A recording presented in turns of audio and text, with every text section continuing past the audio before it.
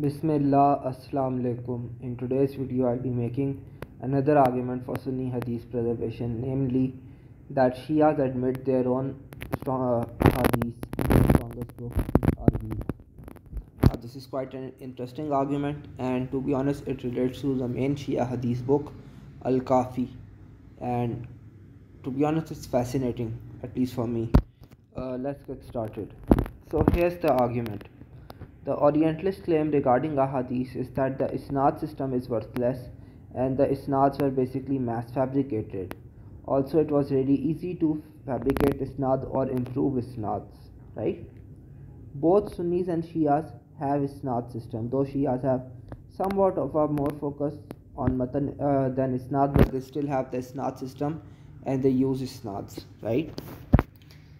If isnads could be fabricated easily, right, it seems to reason that both Sunnis and Shias would have been able to form authentic collections of ahadith, right?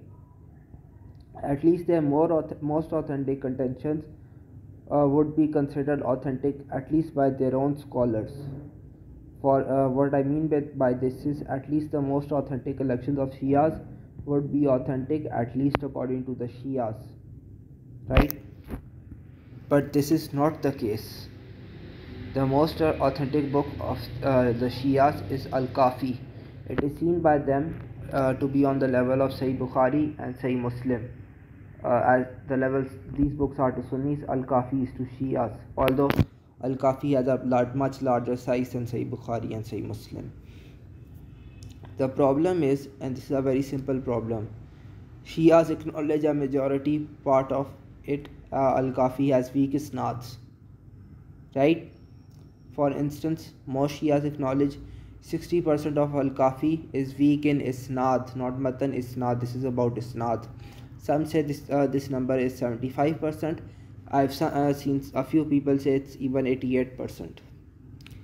If isnads that are authentic are really easy to fabricate, or isnads are really easy to improve, as the Orientalists claim, why didn't Shias fabricate isnad that are authentic, at least to their own standards? This is clear cut. If isnads are authentic, if authentic isnads are easy to fabricate, or it's really easy to improve and tamper, why didn't Shias do that, so that at least their own ahadith are authentic according to their own standards? If they didn't do it, the most sensible explanation is they couldn't do it because they had strong motivation to do so. What this shows is authentic isnads are very difficult to fabricate.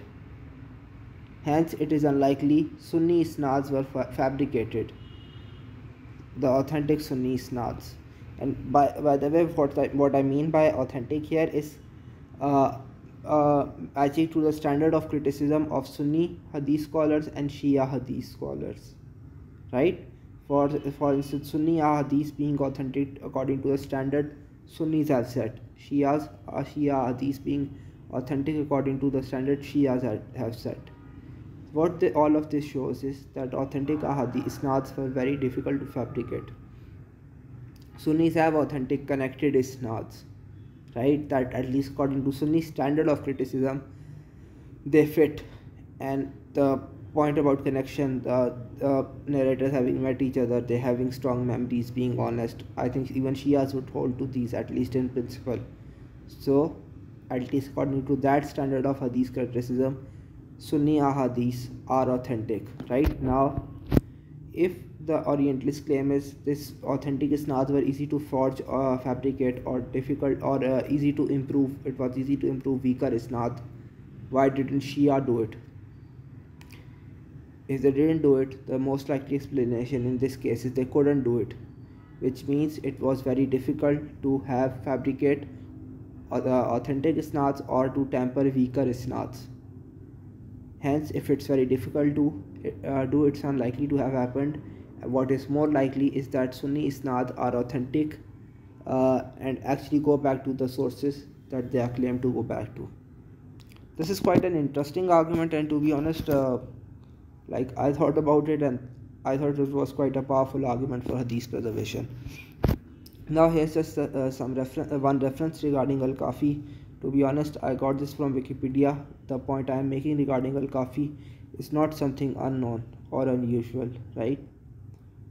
So this is not some weird fact. Even Shias accept the at least the reference I am giving, that 60% of Kafi, even according to most of them, is weak. Now there are going to be basically three major contentions, right, to this argument, and to be honest, I want to address all of them. First contention will be, why am I not taking the opinion of Shia Hadith scholars on Sunni ahadith? If Shia say Shia ahadith are weak, they would be also saying Sunni ahadith are weak. Here's the reason I am not taking their opinion, because it's an issue of bias. The opinion of Shias on Shia ahadith, right, if they are going against, if they are saying the Shia ahadith are weak, cannot be based on bias. But the opinion on Shia scholars on Sunni ahadith would most certainly have bias, right? The same reason I didn't bring Sunni scholars to say Shia ahadith are weak, because that would have bias as well.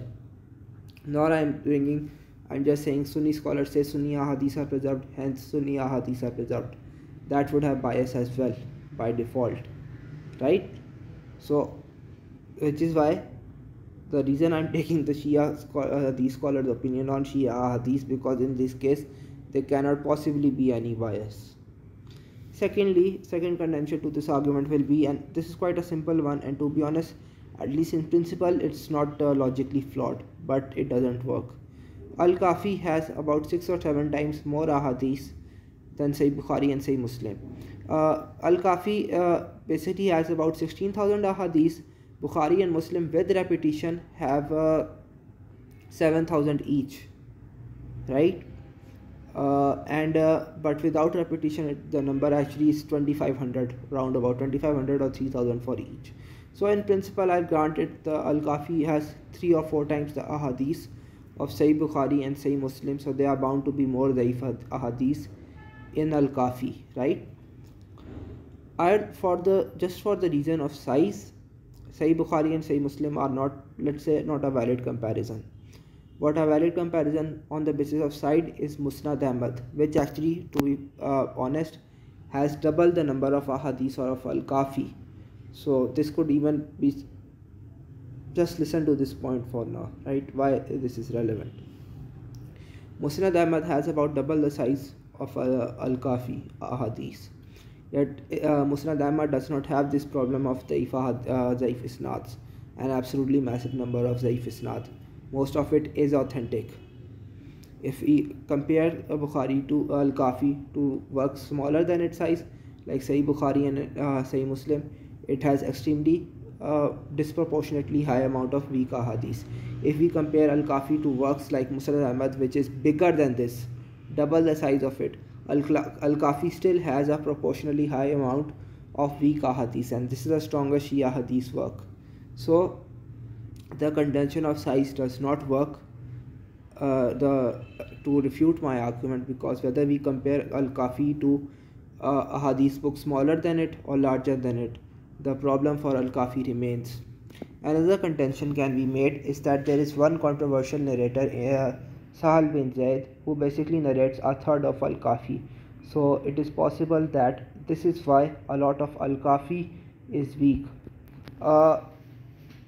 This contention doesn't work either, and to be honest, this I think proves my point for me.